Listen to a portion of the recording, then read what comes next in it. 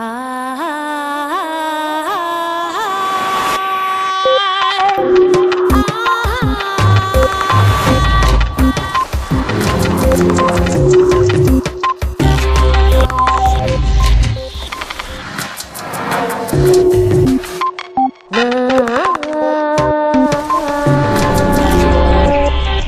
la espiritualidad tiene una base genética, significa que tuvo algún propósito evolutivo.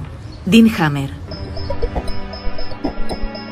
El manual de instrucciones con el que se ensambla nuestra biología está escrito en el ADN.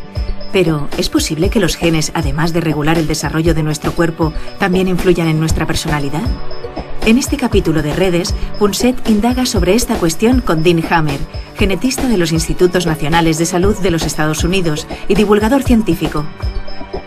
Hammer ha recopilado numerosas evidencias que sugieren que la felicidad, la espiritualidad, la orientación sexual y otras características de la personalidad tendrían un componente genético.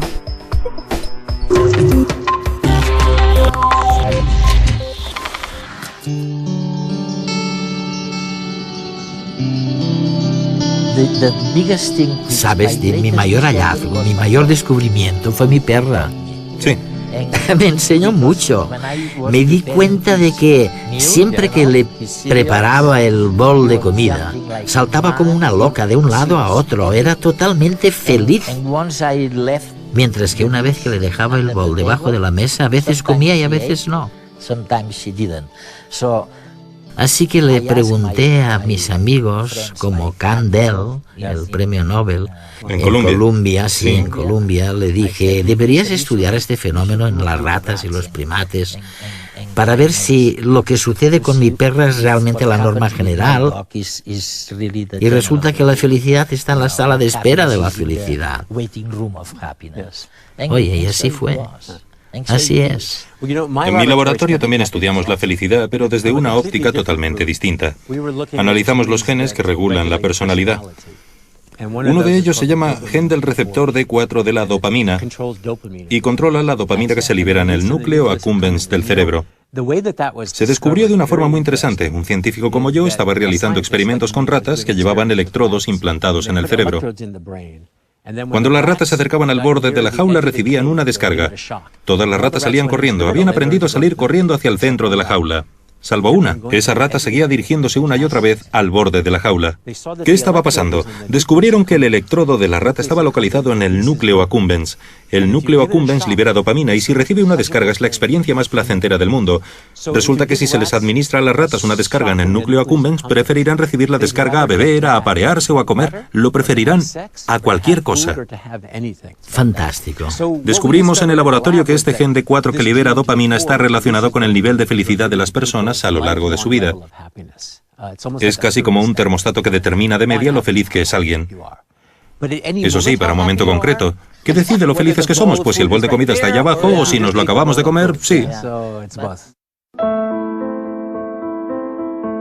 Desde los albores de nuestra especie, la espiritualidad nos ha ayudado a ver la vida con optimismo y a ser más felices a pesar de las adversidades.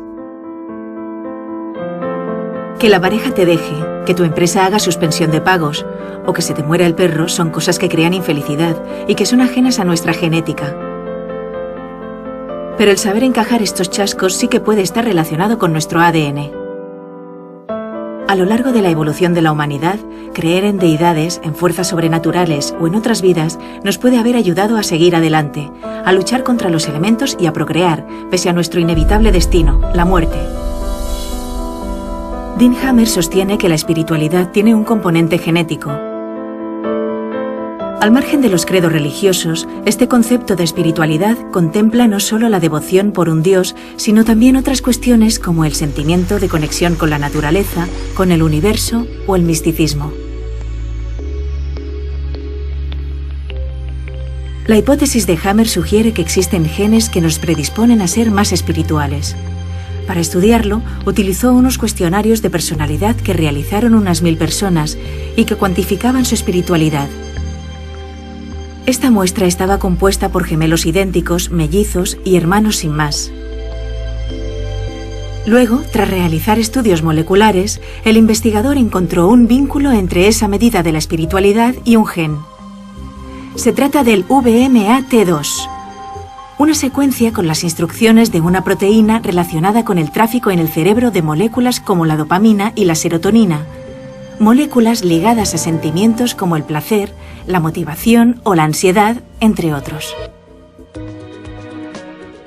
El hecho es que quienes poseían una versión determinada de ese gen daban resultados mayores en los test de espiritualidad que los que tenían otra versión, digamos, no tan espiritual.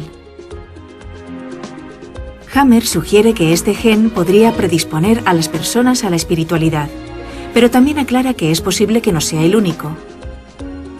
Además, a esta posible contribución genética hay que añadir otros factores como el entorno familiar y social, el desarrollo embrionario y otras variables que modelarían nuestras creencias. En cualquier caso, si la espiritualidad es algo debido en parte a la genética, sería asimismo hereditario. Un carácter que, según la hipótesis de Hammer, contribuiría a afrontar la vida con un mayor optimismo ante las adversidades y que podría haber dado un mayor éxito evolutivo a nuestra especie.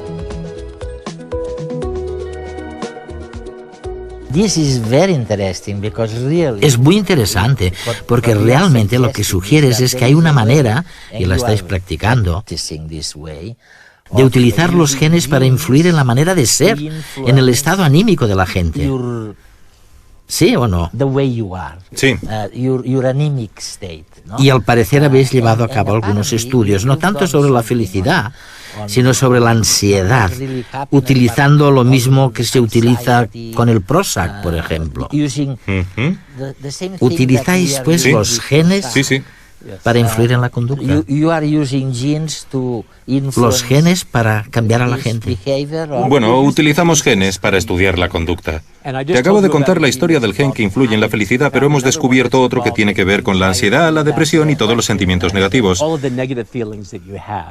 En efecto, afecta en el cerebro al mismo gen sobre el que incide el Prozac, el famoso antidepresivo.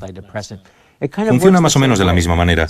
Podríamos decir que algunas personas, la mitad de las personas del mundo, nacen con su dosis de Prozac. Son esas personas más jijiji, jajaja, las más felices, vaya. En cambio, la otra mitad de la población no tiene Prozac de nacimiento ni es tan feliz, por así decirlo. Me han preguntado por qué la mitad de la población nace poco feliz. Y es muy interesante porque resulta que el Prozac genético tiene los mismos efectos secundarios que el Prozac. Interfiere con la libido y con el sexo. Los que son felices y tienen esa especie de Prozac no quieren practicar el sexo tan a menudo. En cambio, los que tienen un nivel más reducido de Prozac tienen relaciones sexuales con mucha más frecuencia, lo cual demuestra que no hay mal que por bien no venga y explica por qué tenemos personalidades tan variables. Porque algo que puede ser bueno en una situación puede ser malo en otra. Algunos científicos hablan ahora de lo que llaman el éxodo de la realidad. Dicen que la realidad es aburrida. Y hay personas que intentan escapar, que buscan nuevas maneras de estar en contacto con los demás, más allá de las necesidades fisiológicas básicas. ¿Qué opinas de este éxodo? No he oído hablar sobre eso. Sinceramente, no demasiado. Eso sí, a la hora de plantearse la ciencia en la sociedad, lo que realmente hace falta es una manera de convertir la ciencia en una historia que la gente pueda entender. La gente no quiere oír hablar tanto sobre hechos y cifras. Quiere escuchar una historia. Como la historia que me contabas al principio sobre tu perra, que era más feliz cuando esperaba la comida. Esa es una buena historia. Del mismo modo, la historia sobre la orientación sexual y sobre cómo algunos nacen de una manera y otros de otra es una buena historia y es importante contarla. Y lo mismo con el VIH, un virus que apareció de la nada pero que ahora podemos controlar gracias a la ciencia. También es una buena historia. Son las historias que creo que los científicos deben contar. En mi caso, dentro de un año o así, voy a dejar el trabajo en el laboratorio y a llevar mi cámara a jornada completa para filmar este tipo de temas, porque me parece una manera apasionante de concienciar al público y difundir los conocimientos. Una de las cosas que estudiasteis, por lo menos hace unos años, fue la influencia de la genética en la vida sexual, en el comportamiento sexual. Hemos aprendido algo, se nos había dicho que tal vez hubiera una componente genética o una influencia genética en la conducta de las lesbianas o en los gays. Pero no lo sabemos a ciencia cierta. ¿Hemos avanzado algo En este punto, no estamos seguros todavía. Hemos avanzado en la investigación, sí. Por supuesto, hay muchos aspectos distintos que tienen importancia en la vida sexual. La frecuencia con la que se practica el sexo, lo que te gusta o no te gusta el sexo, con quién quieres tener relaciones sexuales, pero sin duda uno de los más importantes es si te gusta practicar sexo con personas de tu mismo sexo o del sexo opuesto. Ahora hay indicios muy sólidos que indican que los genes desempeñan un papel importante en la orientación sexual. De hecho, en los últimos 5 años se han llevado a cabo 3 estudios muy exhaustivos. Uno en Suecia, otro en Australia y otro en Virginia, en los que se estudiaron todos los gemelos de la zona, todas y cada una de las parejas de gemelos, y se analizó, cuando uno era homosexual, si el otro también lo era. Como los gemelos están relacionados genéticamente, es un buen punto de partida. Pues bien, resulta que los genes determinan el 50% de la orientación sexual. Es el factor más importante que conocemos, aunque también hay otros factores, pero ese es muy importante y también determina si alguien es gay, lesbiana, bisexual o transgénero. ¿Cuáles serían los otros factores? ¿La cultura, tal vez?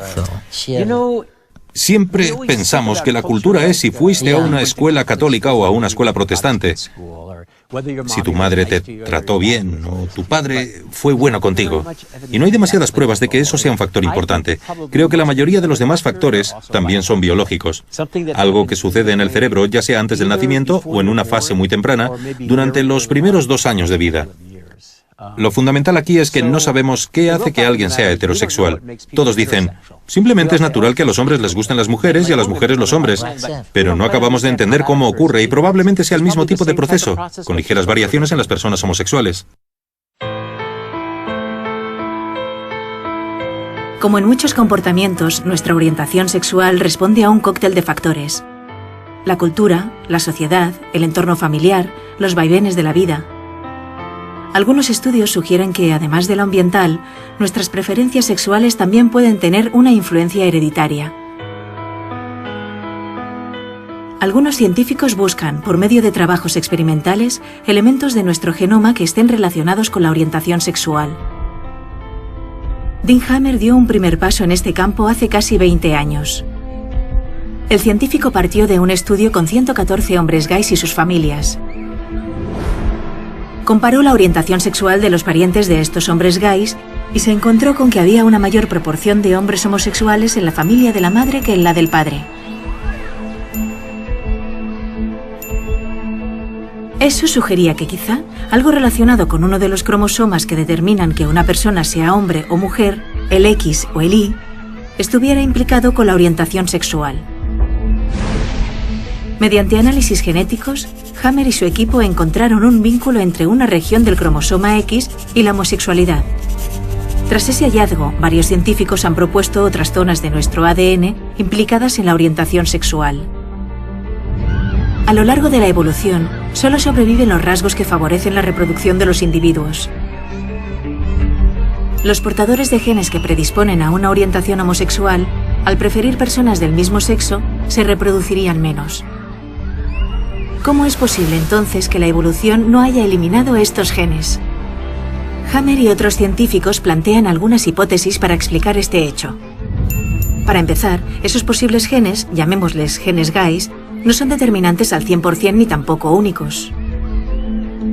Como sucedería con la espiritualidad, los genes gays favorecerían la opción homosexual, pero el ambiente jugaría un papel tanto o más importante.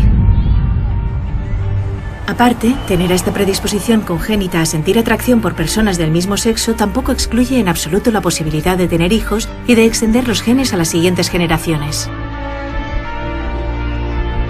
En este sentido, aquellas sociedades represivas donde la mayoría de personas homosexuales, con miedo de salir del armario, realizan una vida heterosexual, tendrían, paradójicamente, una mayor frecuencia de genes gays entre su población. En su trabajo, Hammer observó que en las familias de hombres gays había más mujeres heterosexuales que en el resto de las familias. Así, estos genes podrían potenciar la atracción hacia el sexo masculino, tanto en mujeres como en hombres. Es decir, más mujeres heteros y más hijos con el gen gay, que compensarían la falta de descendencia de sus parientes homosexuales. Sea cual sea la clave del éxito evolutivo de los genes gays, ser homosexual responde a un amplio abanico de causas entre las cuales las genéticas predisponen, pero no determinan. Dean, es fantástico lo que pasa en el cerebro, ¿no? Hace apenas unos años no sabíamos nada de todo eso. Y de repente, bueno, digo de repente, pero me refiero a que ha habido un proceso que ha sido bastante abrupto. Estamos aprendiendo la importancia de la codificación genética y cerebral en la conducta personal. Ha sido un avance muy rápido y creo que seguimos sin entender el problema fundamental del cerebro, que es cómo creamos los pensamientos y las emociones. Seguimos sin entenderlo, todavía es un misterio. Pero lo que sí que entendemos es que todo lo que controla el cerebro se ve influido por los genes que codifican el cerebro y que controlan las sustancias químicas que se liberan en el cerebro. Esto ha sido importante para los biólogos, por supuesto. Creo que también es importante para la sociedad, porque a menudo se atribuyen cierto tipo de conductas a enfermedades sociales o al entorno o a una creencia religiosa. Y hay que entender que no es así, que forma parte de la naturaleza humana, forma parte de lo que nos hace personas. Es muy importante. Lo que lo vuelve difícil de entender, tal vez, es la sutileza de los genes a la hora de influir sobre la naturaleza psicobiológica de una persona. Sí. De alguien de una forma distinta al resto. Sí. Mira, no es fácil de entender porque no siempre es como con el gen que determina el color marrón de ojos que hará que tengas los ojos marrones. Sin más, así de simple. Con los genes que codifican la conducta todo es mucho más indirecto. Estos genes actúan liberando sustancias químicas en el cerebro y el mismo gen que hace que alguien padezca una adicción a la cocaína porque necesita dopamina puede convertir a otra persona en un gran inversor o en un gran político porque le gusta la novedad. El mismo gen, la misma sustancia química, provoca cosas distintas. Es sutil, efectivamente. Sabes, una de las cosas que he descubierto recientemente, hace muchos años, unos 10 años, que se sabe que hay una especie de mutación en el embrión, una descarga de testosterona, que al parecer hace que el dedo anular sea más largo en los hombres que este dedo de aquí, el índice, ¿no? Sí. Eso ya lo conoces. Y con las mujeres es justamente al revés. Pues ahora resulta que algunos científicos amigos míos han llevado a cabo experimentos y me han contado que los que tienen este dedo más largo, ya sabes, como prueba de la descarga de testosterona, pues son más intrépidos, corren más riesgos y ganan más dinero, 10 veces más dinero que el resto de los mortales. Son operadores bursátiles magníficos. Ahora mismo todos los telespectadores están intentando estirar el dedo a ver si logran ganar más dinero. ¿Es cierto o falso? Creo que es muy posible que sea cierto, porque se trata básicamente de un marcador de sucesos hormonales que suceden en una fase muy temprana. Y no hay duda de que muchas de las cosas que ocurren cuando todavía estamos en el útero son tan importantes como las de después. Pero de nuevo lo importante es que la gente entienda que se trata de diferencias biológicas que no vuelven a alguien mejor o peor, sino que simplemente hacen que una persona sea un poco distinta a otra. Exacto. En Estados Unidos el tema de la orientación sexual es muy importante porque allí sigue habiendo un gran debate sobre la homosexualidad. Bueno, sobre si es aceptable o no. Por eso el matrimonio entre homosexuales está permitido solamente en algunos estados y no en otros. La Iglesia presiona mucho y hay mucho debate político. Es verdaderamente crucial que la gente entienda lo que nos dice la ciencia porque afecta a la forma en la que las personas se plantean los derechos humanos básicos. No debería ser así, pero así es. Y se trata de un caso en el que el conocimiento científico realmente incide no solamente en los científicos o los homosexuales, sino en toda la sociedad que los rodea. Para algunos científicos existe un colectivo muy interesante con el que llevar a cabo determinadas investigaciones: los gemelos monocigóticos, hermanos que desde un punto de vista genético son idénticos. Estos proceden de un óvulo que, tras la fecundación, se dividió en 2 células separadas con la misma información genética y que daría lugar a 2 individuos iguales, 2 clones. Los gemelos monocigóticos pueden aportar pistas para conocer qué aspectos de la biología y la psicología de las personas se deben a la herencia y cuáles responden a las circunstancias de la vida y del ambiente. Dentro de este grupo son especialmente interesantes aquellos que, por los motivos que sean, fueron separados de pequeños y crecieron en entornos distintos. Los científicos asumen que buena parte de las diferencias entre estos hermanos se debe al modelado ejercido por el entorno familiar, social y ambiental, puesto que la componente hereditaria es la misma para cada pareja. Los estudios de Dean Hammer sobre la espiritualidad y la orientación sexual se basan en gemelos monocigóticos, aunque no exclusivamente, ya que estos presentan un problema, escasean, y más los que crecieron separados. Por ello, los científicos también recurren a hermanos no tan idénticos, a los gemelos dicigóticos, más conocidos como mellizos, y a los hermanos sin más. Ambos casos proceden de dos óvulos distintos, fecundados cada uno por un espermatozoide distinto. Las parejas de gemelos dicigóticos y de hermanos de distintos partos conservan muchos rasgos en común, pero no todos. A diferencia de los gemelos idénticos, los mellizos muestran diferencias no solo en sus genes, sino también en sus cromosomas. De aquí que dos hermanos mellizos puedan ser de distinto sexo, niño y niña. Los mellizos y los hermanos convencionales abundan, sí, pero a la vez muestran mayores diferencias en su ADN. Al investigar con estos, los científicos deben encontrar aquellas diferencias genéticas que, si pasaran por alto, podrían sesgar los resultados de sus estudios. ¿Cuál es el futuro entonces? Recuerdo una de tus películas. Bueno, era más bien un vídeo breve. En realidad, el vídeo versaba sobre dos chicas lesbianas que estaban diseñando al niño que querían tener, el color de sus ojos, la altura, todo. Era maravilloso. Pero, oye, ¿dónde estamos con relación a ese proyecto? ¿Vamos en esa dirección? El vídeo pertenecía al género de ficción porque evidentemente es pura ficción. Creo que tal vez en el futuro se puedan diseñar ciertos aspectos de la conducta humana y ciertos aspectos de la apariencia física. Pero no creo que sea eso lo que realmente cambie al ser humano en el futuro. Me parece que será limitado. Y creo que cambiar los genes tendrá menos repercusiones de las que podríamos esperar. Además, creo que constataremos que los efectos de la cultura son enormes y que son esos los efectos que como seres humanos podemos controlar. Por ejemplo, que la gente acepte o no acepte a los gays y las lesbianas tendrá una repercusión inmensa sobre millones y millones de personas de todo el mundo que ya no crecerán en lugares donde los torturen ni sufrirán humillaciones en las escuelas u otros entornos. Este tipo de cambios prevalecerá sobre los cambios menores que podamos realizar genéticamente. Dicho esto, creo que la ingeniería genética sí que tendrá un papel fundamental en los casos en los que haya realmente una enfermedad clara. Por ejemplo, en las personas con esquizofrenia, trastorno bipolar o psicosis grave, cuando el cerebro no funciona bien. En esos casos, cuyo origen es también muy biológico, creo que la ingeniería genética puede desempeñar un papel importantísimo. Sabes, pensando en el futuro, mientras hablabas, se me ha ocurrido que probablemente uno de los retos será utilizar menos fármacos y recurrir a otro tipo de intervenciones más anímicas. O más, no sé, hacer un seguimiento de los genes y de cómo repercuten sobre el carácter y también analizar las consecuencias de la soledad. Ahora mismo no hacemos nada al respecto. Nos limitamos a administrar fármacos.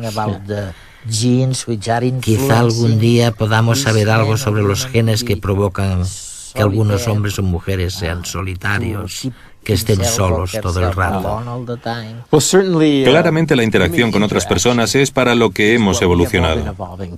El cerebro ha evolucionado para tener relaciones sexuales y para interactuar con otros seres humanos. Probablemente se trate de los principales motores que nos impulsan.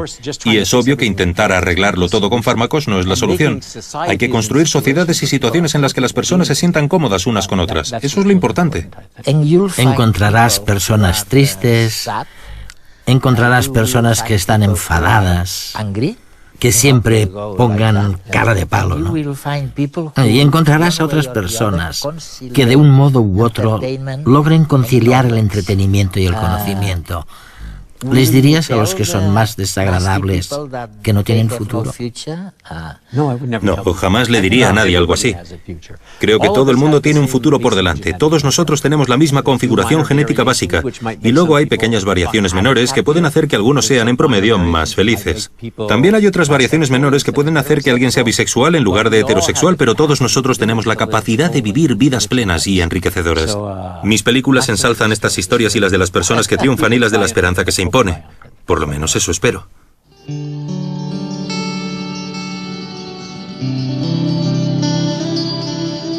Durante décadas hemos asistido al debate sobre qué pesaba más en la balanza de la naturaleza humana, si lo innato o bien lo adquirido.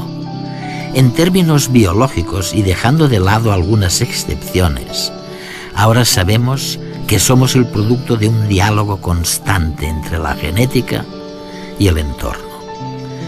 Sin embargo, todavía es un misterio cómo surgen los pensamientos y las emociones. Lo que es indudable es que los genes que controlan las sustancias químicas que se liberan en el cerebro ejercen una influencia sutil, pero influencia al fin y al cabo, en esos pensamientos y en esas emociones. Por ello, al investigar sobre la felicidad, la depresión o la sexualidad desde el punto de vista genético, Dean Hammer está descubriendo el abecedario con el que se escribe el libro de nuestras vidas. Naturalmente, el abecedario no es el todo. También hace falta una gramática y una ortografía, y allí es donde entra en juego el entorno y la cultura. Pero, ¿quién podría escribir un libro sin contar con el abecedario? Todo lo que hace el cerebro está influido por los genes que lo codifican. Dean Hammer,